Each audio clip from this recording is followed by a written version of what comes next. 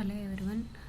Today SSC సీజీఎల్లో ఏ topics నుంచి quant పార్ట్లో ఏ topic నుండి ఎన్ని క్వశ్చన్స్ వస్తాయి, దేనికి వెయిటేజ్ ఎక్కువ ఉంటుంది, మనం ఏ ఆర్డర్లో ఫాలో అవ్వాలి అని అండ్ ఏ కాన్సెప్ట్లో ఏ టాపిక్ మీద ఎక్కువగా క్వశ్చన్స్ వస్తాయి అనేసి చూద్దాము.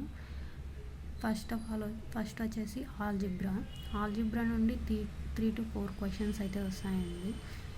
Last 5 years questions, previous year question paper analyse చేస్తే ఒక్కో టాపిక్ మీద ఆల్జిబ్రా నుండి ప్రిలిమ్స్లో ఈజీగా 3 to 4 క్వశ్చన్స్ అయితే వస్తాయి. యావరేజెస్ నుండి 1 or 2 క్వశ్చన్స్ అయితే వస్తాయి.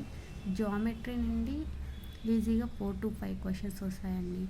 దాంట్లో ఎక్కువగా circle, chart and tangent, triangle మీద ఎక్కువగా క్వశ్చన్స్ వస్తాయండి. ఇంట్రెస్ట్ నుండి ఏదైనా simple interest or compound interest నుండి 1 or 2 క్వశ్చన్స్ అయితే వస్తాయి. మెన్సురేషన్ నుండి 2 to 3 క్వశ్చన్స్ వస్తాయండి. దాంట్లో circle, semi circle, formula of all 2D and 3D figures నేర్చుకోవాలని ఒక్కోసారి డైరెక్ట్ ఫార్ములా కూడా అడగచ్చు.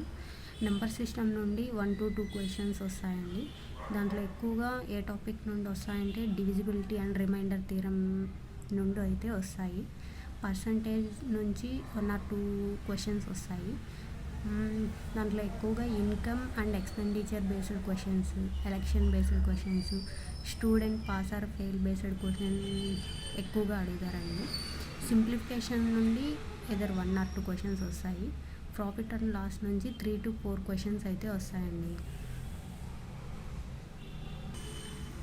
ప్రాఫిట్ అండ్ లాస్ నుండి 3 to 4 క్వశ్చన్స్ అయితే వస్తాయండి. దాంట్లో ఎక్కువగా ఏ టాపిక్ మీద అంటే successive selling, discount and market price మీద ఎక్కువ క్వశ్చన్స్ అడుగుతుంటారు.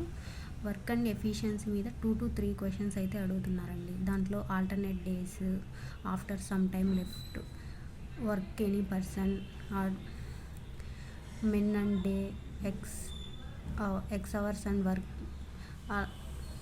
అలోన్గా, work complete in how many days, ఇలాంటి క్వశ్చన్స్ అయితే ఎక్కువగా అడుగుతున్నారు. ట్రిగ్నోమెట్రీ నుండి 3 to 4 క్వశ్చన్స్ అయితే అడుగుతున్నారండి. దాంట్లో ఎక్కువగా సర్క్యులర్ మెజర్, యాంగిల్ బేస్డ్ మీద, ట్రిగ్నోమెట్రీ రేషియోస్, ఐడెంటిటీ బేస్డ్ మీద, అలా హైట్స్ అండ్ డిస్టెన్స్ నుంచి కూడా 1 or 2 క్వశ్చన్స్ ఒకటైతే వస్తుందండి. డేటా ఇంటర్ప్రిటేషన్ మీద 4 క్వశ్చన్స్ ఈజీగా వస్తాయి.